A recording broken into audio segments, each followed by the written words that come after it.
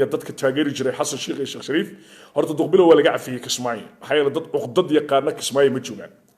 Kismaayo عقدة كم جرته جبر يويل غير Kismaayo سكال يلعب لوس دوي غير مقدسو هرا لو يري غير حمركو عقدة ما يقارنان مقدسو ما تضاد وحكي شرته بيكي بو ولا عفية مركب بيكي بو ولا عفية مركب Duqbilowna ولا عفية تاجر ياشي حسن شيخ الشيخ شريف وعفية annaguna marba hadaan murbaahinnahay xoriyatul qowlka aaminsanay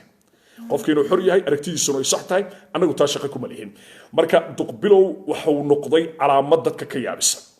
maxay yeelay hal mar qura ninkii dhigi jiray waa barakaysan yahay madaxweyne farmaajo yiri madaxweynaha farmaajo waa dulli waxaad iskeeni karin mar inuu yiraahdo waa barakaysan yahay marna waa dulli wallahi afkayga ma karo anigu marnaba shakhsiyan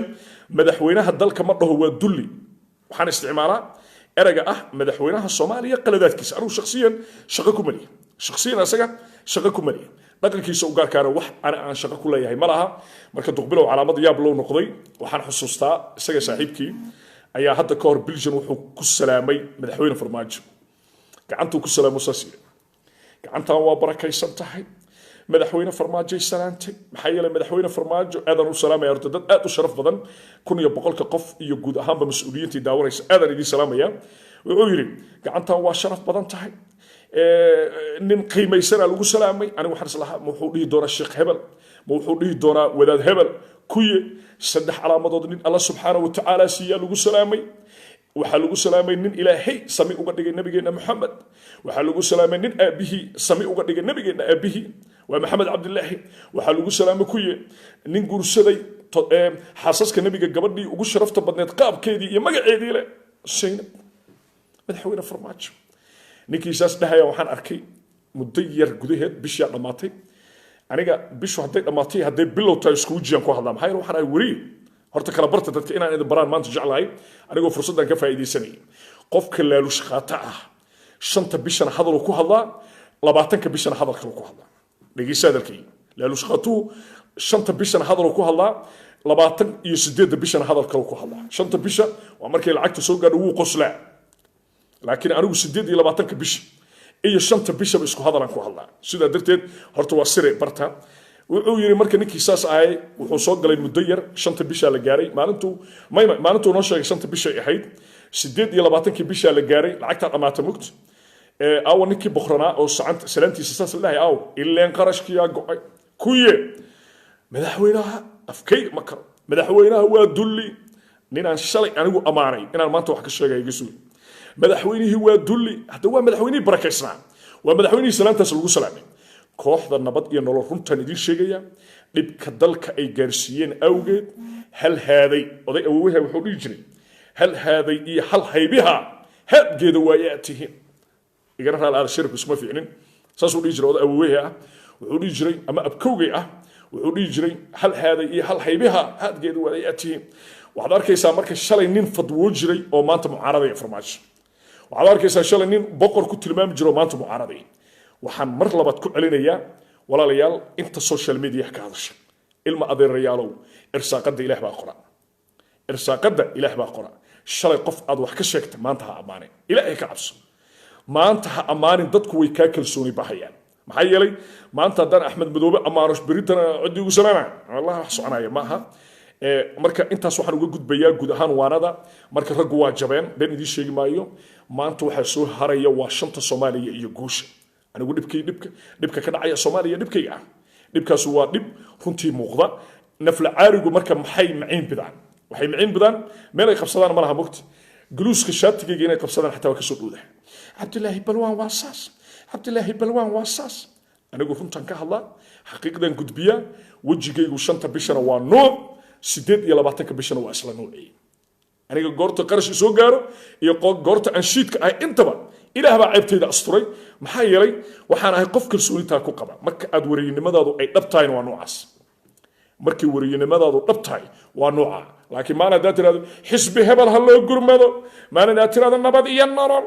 ma waa inaad dhaxdhaxaad ka ahaataa hawsha jirta runta iyo baaritaankana aad soo bandhigtaa soo dhawaada dhammaantiin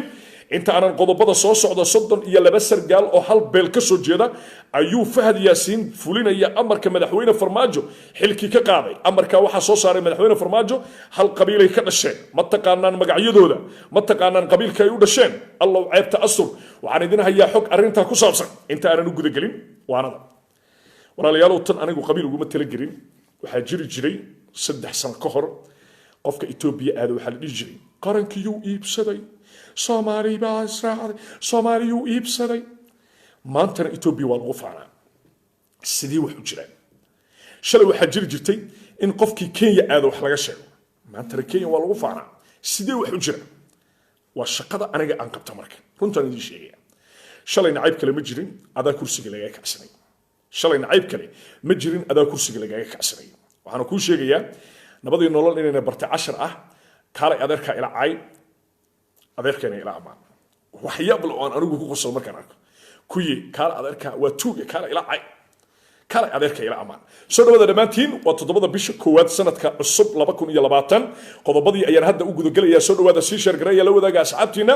barnaamijka waxa toos uga daawanaysaan YouTube channelka Aftahan Production oo aad toos igala socoto soo dhawaada dhamaantiin qodobada aan soo wado xaaf ducaale ayaa la doonayaa jidgooyin in lagu sameeyo waxaana la rabaa in jidgooyadaasi kadib la go'aamiyo in laga joojiyo Puntland sirta ku saabsan balse isha gareen Muqdisho isha gareen tan iyo markii loo doorto gudoomiyaha gobolka Banaadir Ilaahay ceebtiisa markale awoowahay wuxuu dhigi jiray Allah ceebtaada birqaya ka dhig saaxiibkay Umar Finish isha gareen Ilaahay arintiisa kordhiyay Ilaah baa mugdigiisu sii kordhiyay wuxuu bilaabay hadda barnaamij fashil ah oo ku qaban qaabinayo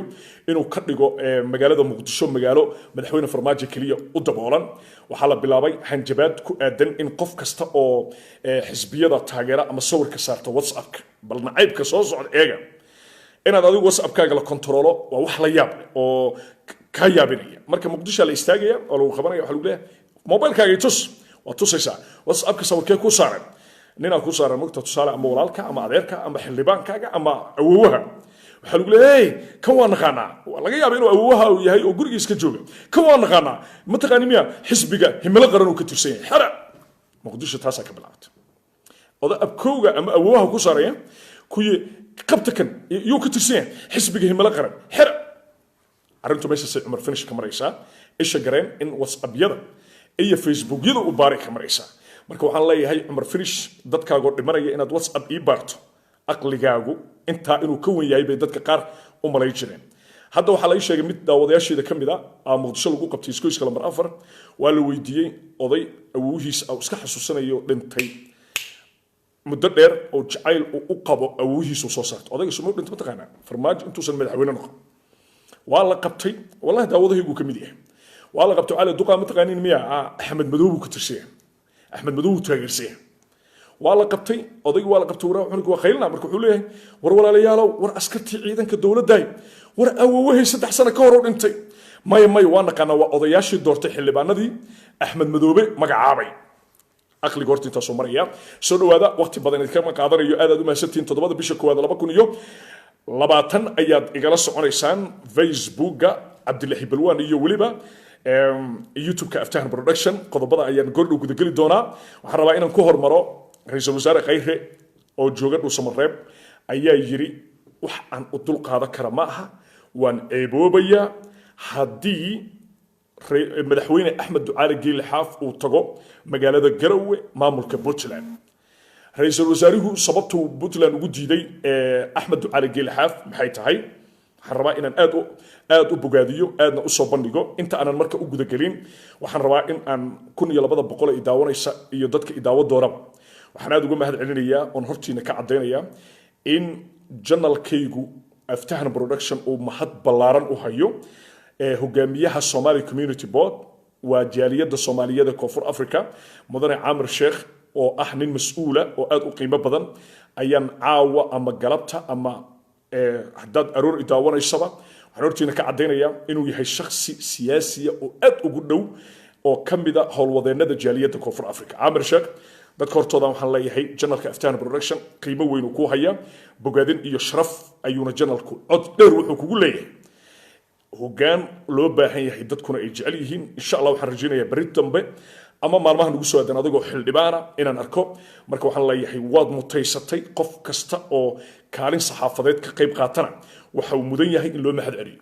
$1 kama qaadan ima siin laaluush waxaan kaliya oon ugu mahad celinayaa waxqabadkiisa Aamir Sheekh magaca hajiro aan ku laabto marka magaalada Dhuusamareeb iyo maamulka Galmudug sida darteed maxaa dhacay maamulka Galmudug waxa dhacday daawadayaal ra'iisul wasaare Xasan Cali Khayre wuxuu yiri nololi ima taalo waxa lagu dhoobayo magaalada Dhuusamareebna waa fashil hadduu xaaf ducaale ka dego magaalada Garowe halkaas lagu cararay waxa la go'aamiyay ciidanka saraakiisha ciidanka dawladda Soomaaliya qaybta 12aad laga bilaabo caawa saqdhexe waxay isweer ka qaban doonaan oo ay joojin doonaan dhaqdhaqaaqiisa mudane madaxweyne Axmed Ducaale Geelle Xaaf ciidamadii isweeray ka hayaan caawa aan kula hadlayo waa la hor istaagay ciidamadii xoogga dalka loo adeegsaday